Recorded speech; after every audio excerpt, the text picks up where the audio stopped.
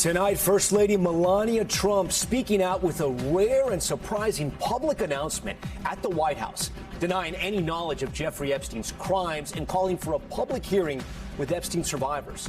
The First Lady reading an extraordinary statement denying any relationship with Epstein, adding that Epstein, quote, was not alone. The First Lady also saying she was not a victim and responding to what she says are smears. The big question tonight, why is she saying this now? The Iran ceasefire in trouble as Israel launches more attacks on Lebanon. Gulf nations under fire today, why President Trump told NBC News he's optimistic about the deal. The husband of a mom who went overboard now in custody as the U.S. Coast Guard opens a criminal investigation into her disappearance. What our correspondent is learning on the ground there. NBC News exclusive, our Kristen Welker inside of Cuba with the first American TV interview with Cuba's leader in years. Look at this wild video of two women fighting off a gang of jewelry thieves during a robbery in New Jersey. The search for the suspects tonight. Plus, the stark warning from Anthropic, why they say their new AI model is too powerful to be released to the public. Top story starts right now.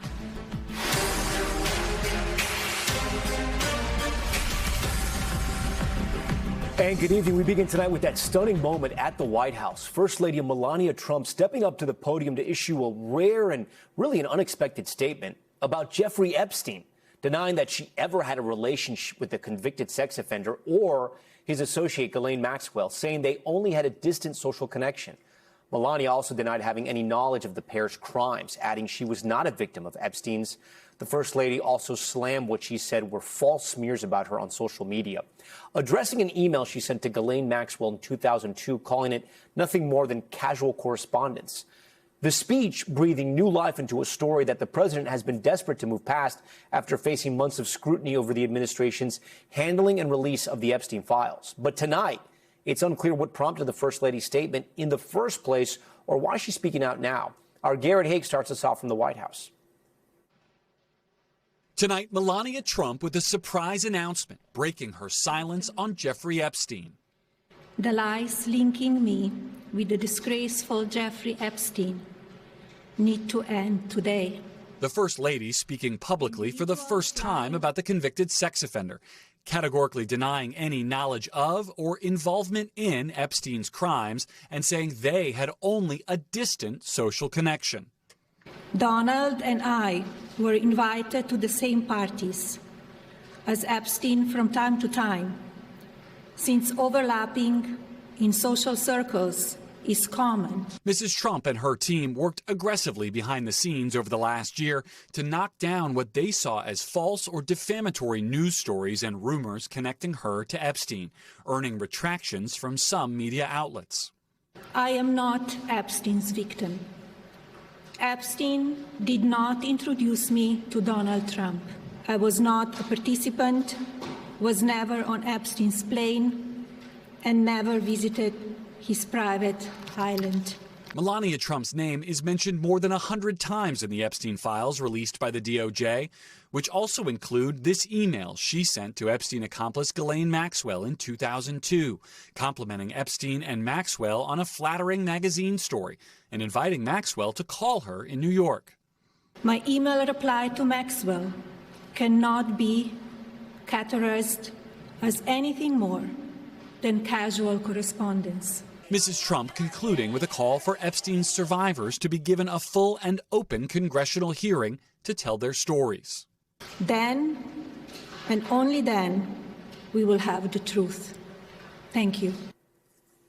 All right, Garrett Haig joins us tonight from the White House. Garrett, there's some reporting out there about whether the president knew about this, whether he didn't know about this. As you point out in your story, this is clearly something he does not like talking about, Jeffrey Epstein.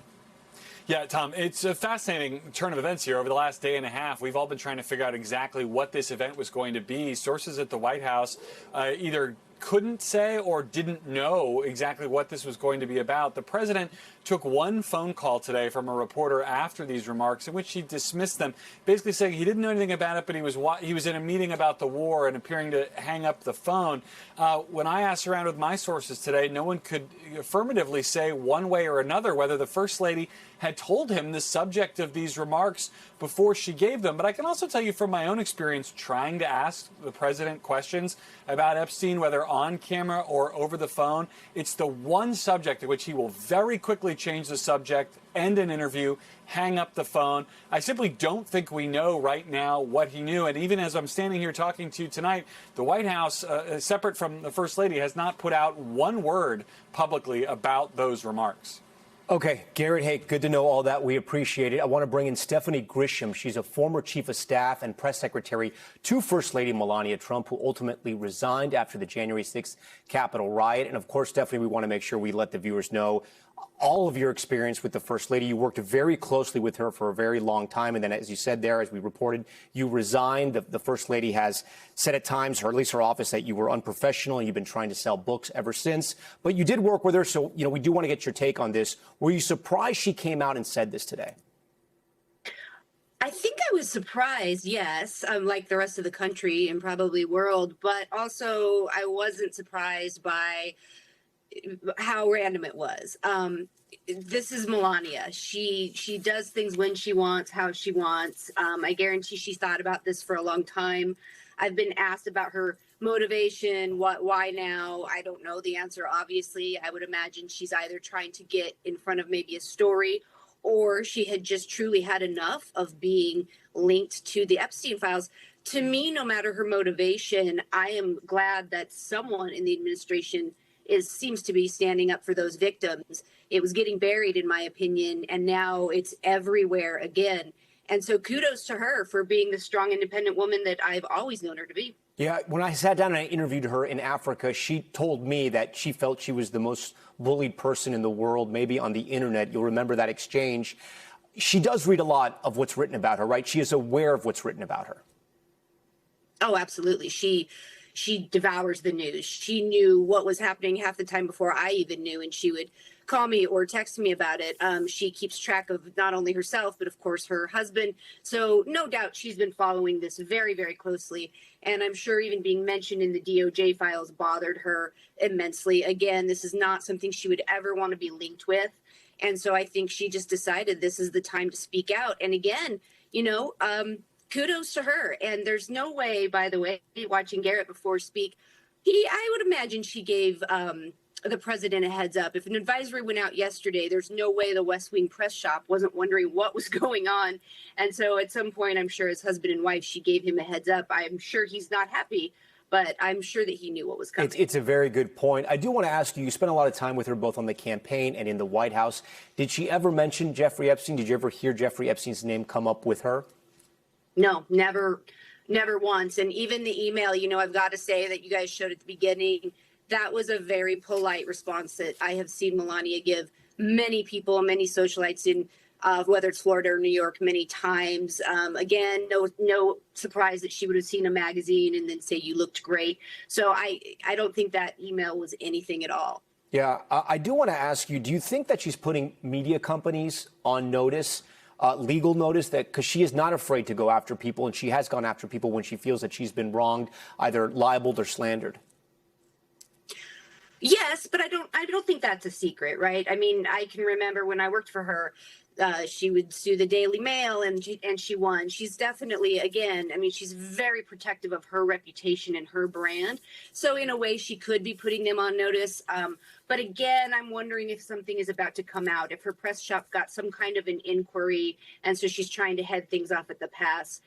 To be very definitive about, her any actions or interactions that she had with either of them. Yeah. So again, this was definitely her planning this out. She knew what she was doing, and I'm sure we're all going to understand it in the next day, 2 week, something. Every First Lady has the core issues she loves to fight about. She loves to work on, to try to figure out solutions for. They have lanes, and the First Lady, Melania Trump, has always defended children. She's always wanted to make sure children are taken care of, whether it be in sports or whether it be online or even in Ukraine.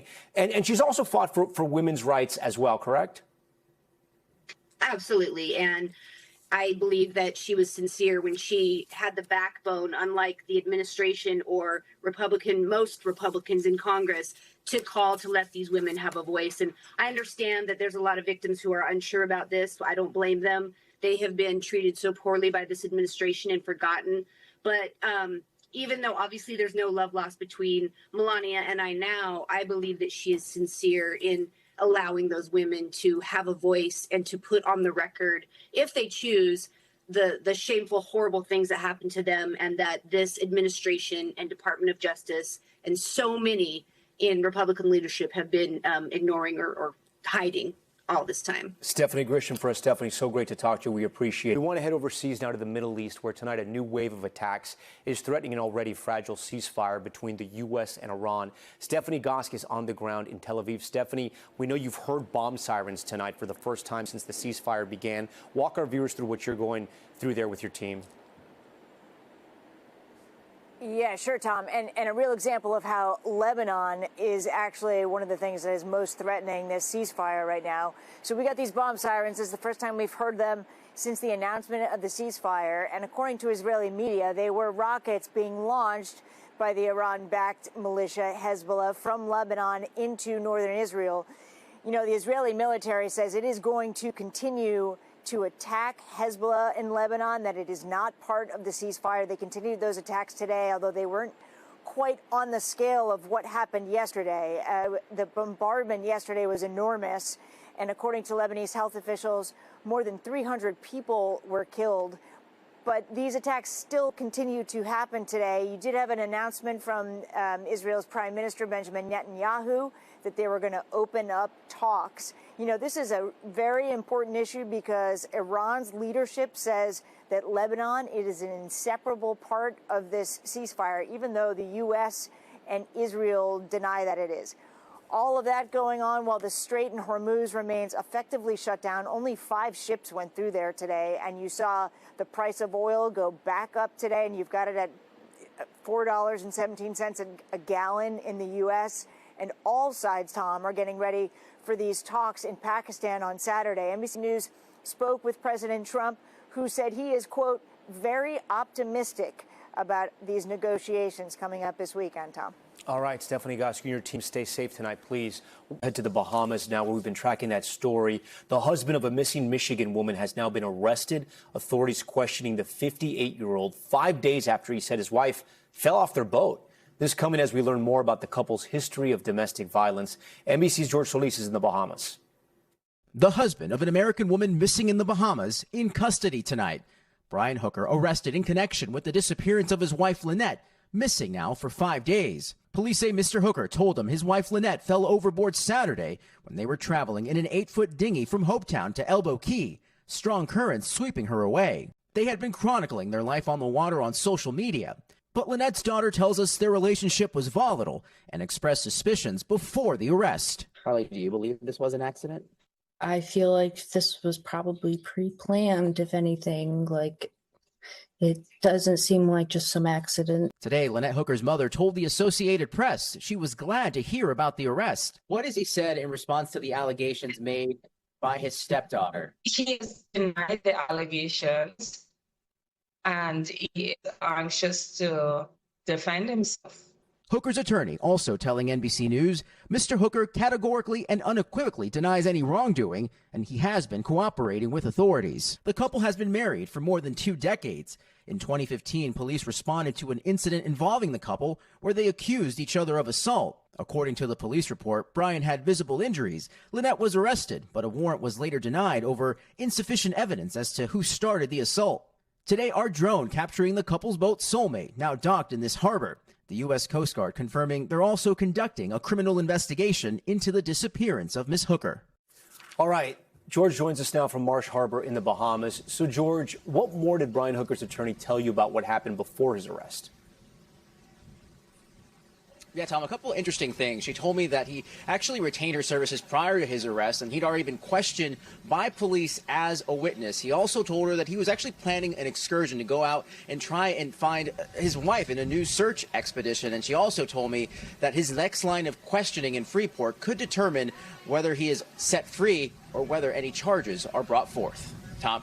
Okay, George, in Mexico, an incredible story of survival tonight. A mine worker trapped for more than 2 weeks deep in a cave, pulled out alive after rescue teams found him in high water. NBC's Morgan Chesky has the dramatic body cam footage.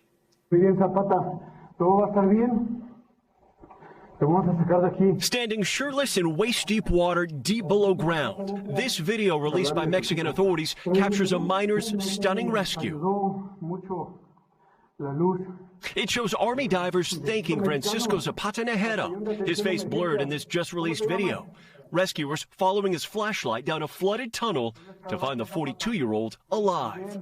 The massive effort coming 2 weeks after a nearby dam failed, flooding a mine in a rugged area of Sinaloa, Mexico. The surge of water trapping 4 miners and launching a complex search. Crews locating the first worker overnight on day 5, later finding another who did not survive. Finally, after more than 300 hours searching, Zapata Najera's flashlight acting as a beacon, telling rescuers he never lost faith. Cheers went up Wednesday, crews emerging with a determined survivor wrapped in a blanket before being airlifted to a hospital. Mexico's president calling the rescue astonishing, adding she's certain all Mexicans hold Zapata Najera in their hearts. And tonight, authorities in Mexico say that they're still searching for one more missing miner and are hopeful he's still alive. Tom? Morgan Chesky first. Morgan, thank you. We're back in a moment with the countdown to splashdown. Those 4 Artemis astronauts gearing up for the race back to Earth inside the dangerous return mission. We're going to show it to you in 3D. You'll see it.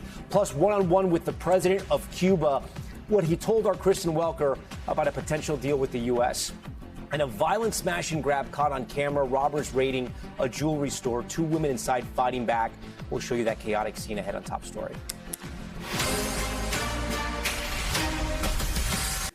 We're back now with the historic Artemis mission. Tonight, the astronauts are speeding towards Earth, gearing up for their risky re-entry and splash landing tomorrow. U.S. naval ships already standing by off of San Diego to pick them up. Tom Costello now with the final preparations. Picking up speed as Orion races towards Earth, the 4 astronauts are tonight packing and preparing for tomorrow's fiery re-entry. As NASA releases more high-res, jaw-dropping photos of the moon, the mission, and a new time lapse of the solar eclipse. It's really hard out here. We're a long way from home. We've been learning the entire journey. Meanwhile, in the splashdown zone off the coast of San Diego, the USS John P. Murtha and naval teams already in position. A primary mission is to recover the astronauts from the capsule once it splashes down in San Diego. Orion will come screaming back to Earth at 25,000 miles per hour. The ship's heat shield climbing to 5,000 degrees, half the temperature of the sun. At 22,000 feet, the first parachutes will deploy, slowing Orion from 25,000 down to 20 miles per hour and a safe splashdown in the Pacific off San Diego, where those Navy divers will fast approach. Lieutenant Commander Dr. Jesse Wang's team will evaluate the astronauts on the ship. We do expect them to have some symptoms for being in space for 10 days, most commonly nausea, a little bit of vertigo or disequilibrium. But first, NASA needs to bring the crew home. All of it depends on the final minutes of flight, and tomorrow the crew is going to put their lives behind that confidence. Tom Costello joins us now live from Miami. Tom, a lot is riding on that heat shield. I know one of the things they studied was the trajectory of when it actually comes in. But I mean, this is the whole ball game right here, and this is why this is one of the most dangerous parts of the mission. Listen, the stakes here are very high. And keep in mind that on the uncrewed Artemis 1 mission, the heat shield did not hold up well. It had significant burning and scarring, and in fact, there was an IG report into this. But NASA had already put this heat shield on this ship. They haven't changed the heat shield. So what they have done is change the angle of attack, the angle of descent, to bring it down and hopefully minimize the amount of heating on the shield. By the way, one more note about this. There will be a 6-minute loss of comms tomorrow. So while already everybody is a little anxious and nervous and concerned about this ship on re-entry, they're going to be also dealing with a loss of communications planned, but it's also going to be hair-raising. Oh, yeah, I'm sure it is. Okay, Tom Costello, and I'm sure you're going to be all over it. Tom, we thank you for that. Okay, we're going to take a turn here to a shocking robbery that happened in New Jersey. A group in masks armed with sledgehammers smashing their way into a jewelry store. The workers inside trying to fight back. NBC's Aaron McLaughlin has the video and the story. A brazen smash and grab in broad daylight. Watch as surveillance footage captures the moment a robbery crew rolls up to SD Jewelry in Perth Amboy, New Jersey. bashing the glass at the front end of the store with sledgehammers. 2 women appear to try and stop the thieves before fleeing the store. The alleged bandits smashing glass cases, dumping trays of jewelry into garbage bags, grabbing necklace after necklace. They're inside for less than a minute. Outside, the women try to confront them once again, but are knocked down. The suspects drive off. The store owned by a mom and daughter who estimate they lost $1 million worth of merchandise. Owner Stephanie Duran has injuries to her head and hand. I fought with them, she says. I told my mom they're not taking all my efforts away. A friend says the mom was hospitalized. She lost everything. It was a horrible scene. Tonight, police say they're looking for 5 suspects in connection with the violent robbery. Aaron McLaughlin, NBC News. All right, coming up, the key court hearing for Sean Diddy Combs, why his attorneys want him out of prison now. Plus, are you paying too much to watch your favorite football team? What we're learning about a DOJ investigation into the NFL and the cost to stream it. Stay with us.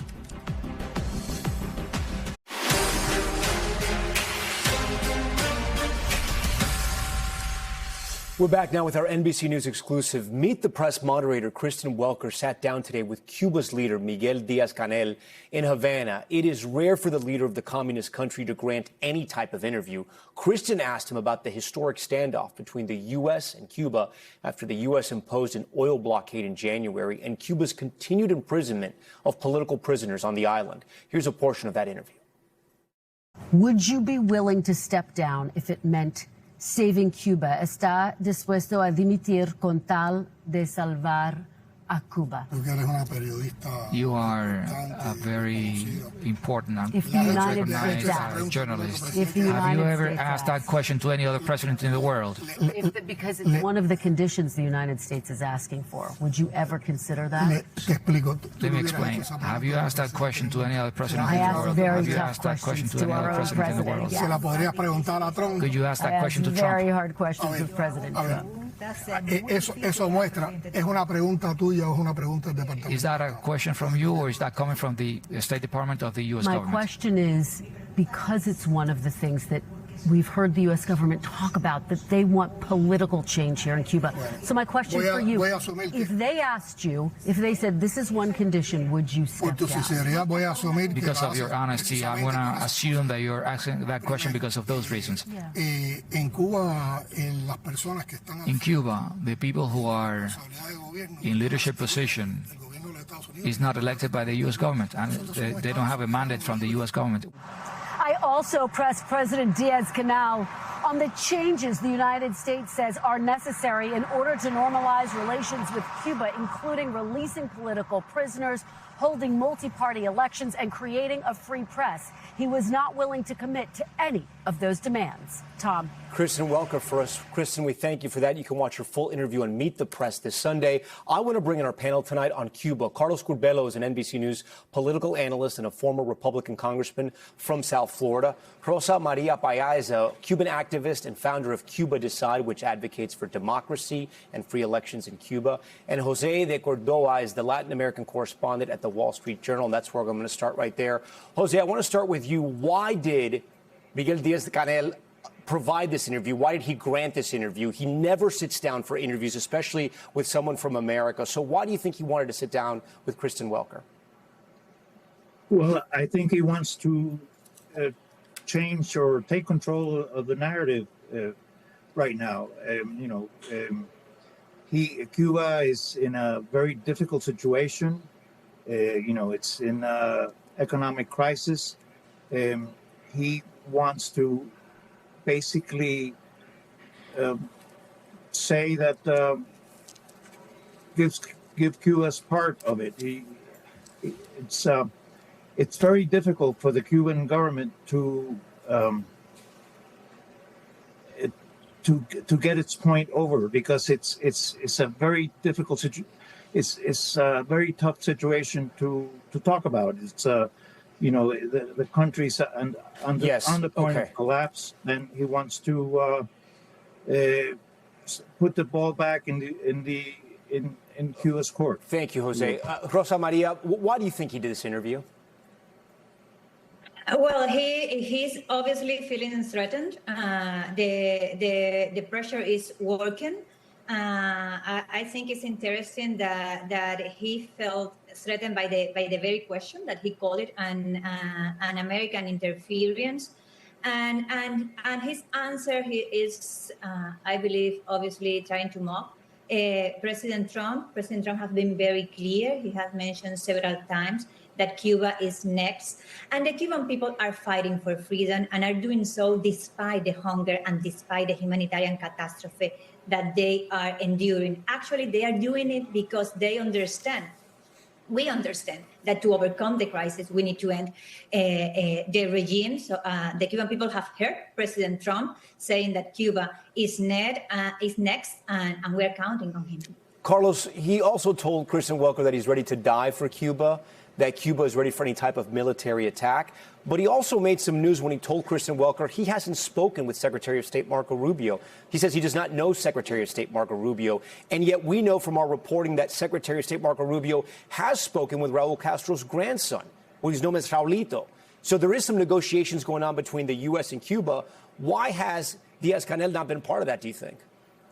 Well, Tom, that certainly explains why he was so uncomfortable with Kristen Welker's question on whether he would be willing to resign, because Miguel Diaz-Canel is a figurehead. He is really a puppet of the Castro family. And at the end of the day, he knows that he's expendable. He is not the one negotiating with the United States because he doesn't have the power to make any commitments for the Cuban government. That power resides exclusively in the Castro family. So that's why you saw that big discomfort. It looked like Diaz-Canel almost wanted to get up and leave when Kristen Welker asked him that question, because I think there's a very high likelihood that he will have to sacrifice his position in order to try to lower tensions, to relieve some of this pressure that the Trump administration is applying on the Cuban regime. Rosa Maria, you know that back in 2020, 2021, there was this movement, a protest movement in Cuba called Patria y Vida, right? And there was a very famous song that won a Grammy Award. And one of the writers of that song, one of the collaborators there, Michael Osorbo, has been imprisoned, right? He is a political prisoner because he is a rapper who protested the government. If you think about the history of Cuba, a place that has exported some of the greatest music and some of the greatest dances around the world, they have imprisoned a musician. Kristen Welker said his name and mentioned him to Diaz-Canel. Can you talk to our viewers about that moment? Because political prisoners, political dissent does not exist. They don't have a voice in Cuba. There are many people that are like Ioannis Sanchez and others that go out there and they get on social media and they protest. But for the mass of Cuban people, they don't want them to hear this, right? They want them to make sure that these voices are in prison and don't get to be out there. So what do you think that moment was like when Diaz-Canel heard those names and heard the name of a political prisoner during that interview? Yes, and even so, he refused to commit to release the more than 1,000 political prisoners that today endure torture and very harsh conditions inside of Cubans jails. Michael Osorbo, Luis Manuel Alcántara, both great artists that have been in prison since the protest of July 2021, but many others that have been also protesting in the streets and being abducted from the streets just to try to stop the civic mobilization of the Cuban people that are demanding freedom. Currently, they are putting teenagers in jail. They are trying to threaten mothers and family members to try to stop this wave of demand for freedom and liberation in the island, and we understand that that's the only way out. Jose, seeing what's happened in Iran, the president has said that Cuba is next. It's unclear if the situation in Iran is settled, is finished. Iran seems to say it's not. Do you think the Cubans have bought time here? Do you think they think maybe the president will get distracted or he's too bogged down in Iran to worry about Cuba? Or do you think they still live in fear that what happened to Nicolás Maduro could happen to Diaz-Canel? Well, you know, I agree with Carlos Curbelo that Diaz-Canel is a figurehead, and taking him out of Cuba doesn't do anything. But I do think that Iran has provided a breathing space, as it were, for the Cuban regime. I understand that the negotiations or the discussions that have been going on have basically slowed down, or have stalled, or they've slowed down, perhaps because the Trump administration is totally involved in Iran right now, and Cuba is slowballing all the conversations. They're offering very minor changes, is what I understand, Right. and of course they don't want to touch anything that has to do with the political system. Carlos, the final point here, the regime has publicized the release of 2,000 prisoners from Cuban prisons, right? There's been footage put out there of emotional reunions, but the Human Rights Watch finds that political prisoners and critics of the regime were excluded from that release. So they are releasing criminals, but not political prisoners. Can that still be seen as a human rights win? I think it's pretty hard to describe that as a human rights win, number one. And number two, the U.S. government has to be careful here, right? Because President Obama wanted to open up Cuba. He wanted to open up relations. The Cubans made a lot of promises, and then they backtracked on those promises. That's right, Tom. The release of prisoners was a pretty cynical move. These are common prisoners. These aren't people who are in prison for their political beliefs. As Rosa Maria said, there are over 1,000 of those people who were arrested in July of 2021 during those mass protests. And this is the modus operandi of the Cuban regime. Propaganda 24/7. Miguel Diaz-Canel, as you said, and this is a big get by NBC News, in part because Miguel Diaz-Canel doesn't talk to the media, but he's trying to copy what Fidel Castro used to do a long time ago when he would try to charm Americans by sitting down with American journalists. Going to be far more difficult for Miguel Diaz-Canel to be able to, do what Fidel Castro used to do. And, final point, this is a regime that has been in power for 67 years, Tom. They are not going to let go of power unless they absolutely have to. I think Marco Rubio certainly understands that. It's important that other people in the Trump administration understand that, too. These people are not just going to let go. It is going to take a lot to push these people from power. Carlos, Rosa Maria, and Jose de Corona, we thank you so much for being here. And again, you can see much more of Christian's interview with President Diaz-Canel Sunday on Meet the Press. All right, now to Top Stories news feed, and we start with an appeals hearing today for Sean Diddy Combs. A federal court is considering whether his 4-year prison term was too harsh. The hip-hop mogul was convicted last year on prostitution-related charges. Combs' attorneys are pushing to have that conviction reversed, claiming it's the most prison time ever given to someone for similar charges. And wild dash cam video out of Mississippi of a car crashing into a school bus. You can watch as the driver smashes right into the front of the bus just moments after a crowd of students crosses the street. He then proceeds to back up and drive away. Luckily, nobody was hurt here. Police say the suspect turned himself in earlier. He's been charged with reckless driving and leaving the scene of an accident. The fertility rate here in the U.S. just hit another record low. New data from the CDC shows there were only about 53 births last year for every 1,000 women of childbearing age. Overall, the fertility rate has been declining for about 2 decades. Experts say it's in part because fewer women are choosing to have children or waiting until later in life. And the Justice Department is investigating the NFL. 2 sources tell NBC News the DOJ is looking into whether the league is forcing football fans to pay too much in subscription fees. In the past, people could watch games over broadcast, but now many are spread out across streaming platforms, some of which you have to pay for. In a statement, the NFL claimed it had, quote, the most fan and broadcaster-friendly media model in the entire sports industry. Okay. In Virginia, the ROTC cadets who fought off the gunmen at Old Dominion University last month, speaking out about the moments they stepped in to stop that deadly attack. Ryan Nobles has this one. He's shooting shots. Tonight, for the first time, the ROTC cadets inside the classroom at Old Dominion University, when a man burst into the room and opened fire, are speaking out. Nervously says, is this ROTC or is it a seminar?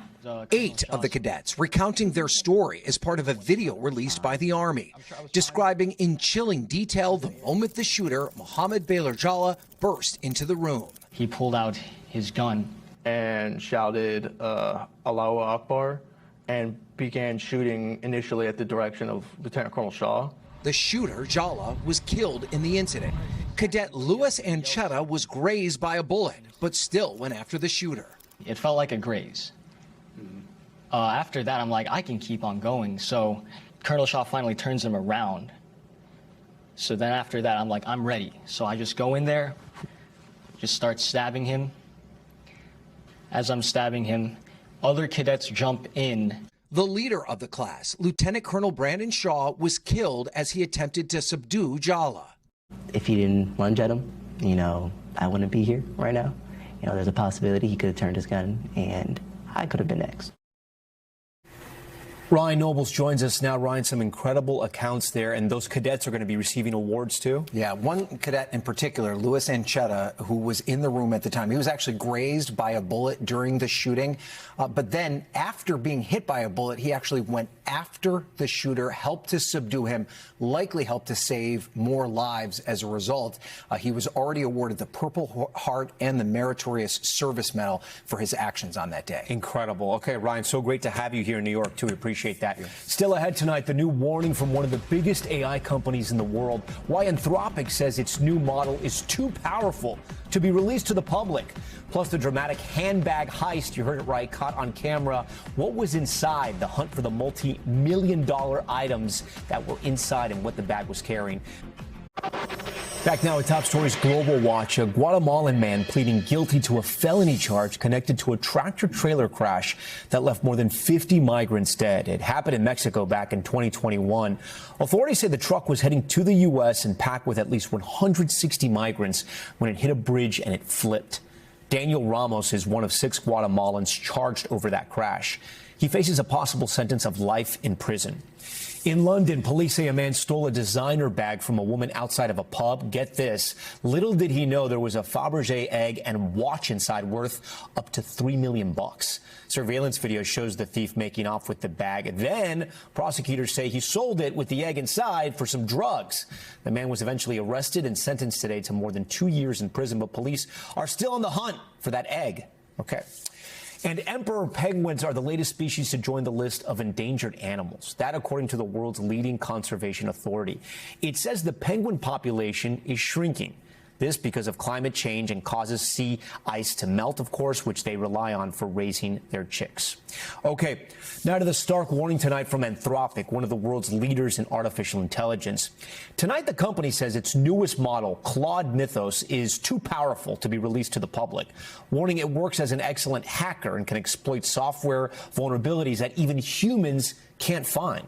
So instead of a public release, Anthropic has given this new model to a select group, some of the biggest companies in the world. You see them right here. They hope Mythos will help these companies find and fix vulnerabilities or weaknesses in their systems.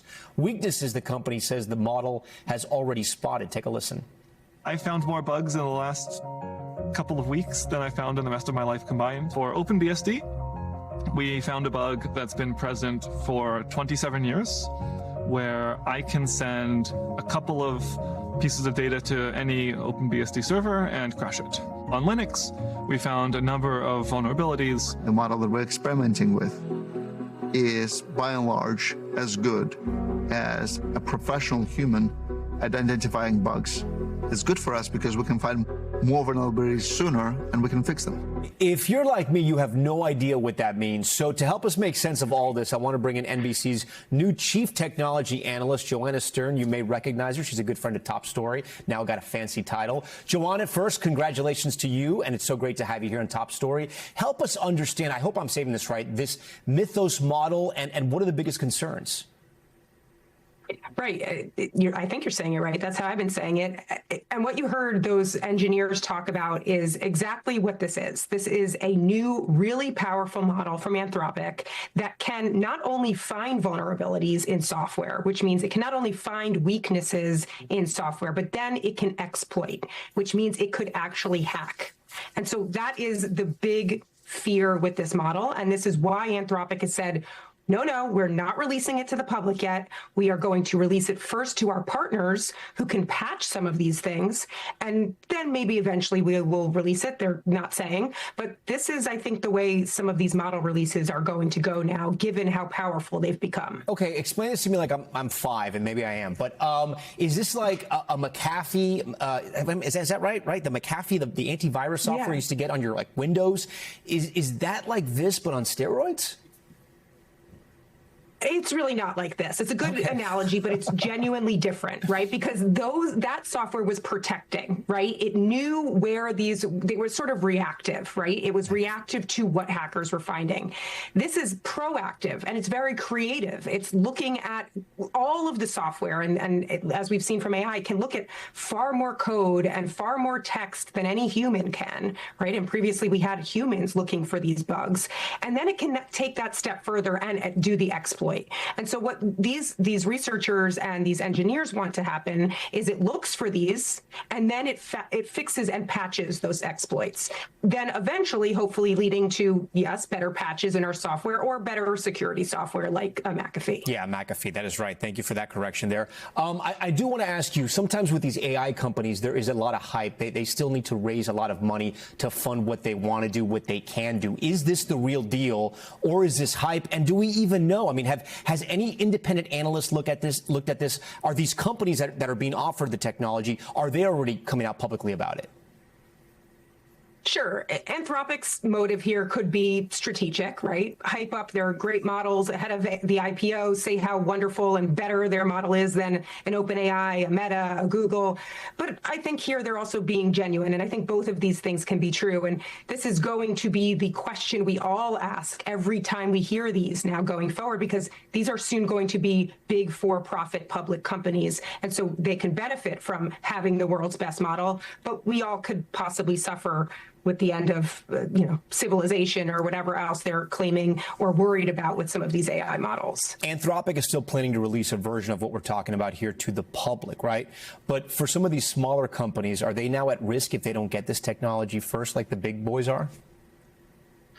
Well, the hope is, and you see from that nice slide you showed up at the beginning of this segment, that those are some of the biggest technology companies in the world. And that is what a lot of our systems run on, right? You see Microsoft there, you see NVIDIA, you see Google, you see Cisco. All of those are tap into the infrastructure, the large digital infrastructure, which the internet and most of our services are built on. So it's right for Anthropic to first give it to these companies and say, look, you've had holes here. I mean, you saw in that video, someone said 27 years there's been one hole, a security hole, and now it took AI to discover it, right? So they went and patched that hole. They patched that vulnerability, making it harder for someone, or maybe nearly impossible for a hacker, to get in that way. So starting with these big companies makes a ton of sense. All right, Joanna, so great to see you. Thanks for being here. When we come back, the man proving age really is just a number. Out on the football field, the record he's trying to break, you are not going to believe the story. Trust me. That's next. Freshman football player breaking blocks and barriers. This is an incredible story. Again, he's a freshman playing college football, but get this, he is 60 years old. We're not joking. This is not a publicity stunt. He wants to play college football, and right now, he's on the team.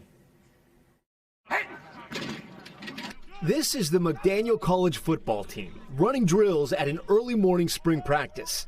Like that, good. In the middle of it all, number 72, freshman poli-sci major Tom Green, who happens to be 60 years old. The defensive tackle out there keeping up with players 1/3 his age. My son is 34. I think he's the same age as the coach. Green always dreamed of playing college football. I wanted to go to school here back in '85. But life had other plans. For the youngest of 12 siblings, college wasn't in the cards. He went to work and spent decades building a business and a family. Then came a stage 4 cancer diagnosis. 8 tumors throughout my body, wonderful miracle that, that I'm even here. It was a wake-up call, and he beat cancer. Nice. Now he's out to beat a different record, on a mission to become the oldest college football player in the country. I'm going to be 61 in June. So, I'm going to be tying that record. He joined the team as a walk-on and is also a full-time student. He says he's bonded with his teammates and picked up a thing or two from them as well. What they're teaching me is a lot of new words. All part of a new effort, tackling a dream decades in the making. Number 72, Tom Green, we will be watching for you next season. Thanks so much for watching Top Story. I'm Tom Llamas in New York. Stay right there. More news on the way. We thank you for watching. And remember, stay updated on breaking news and top stories on the NBC News app or watch live on our YouTube channel.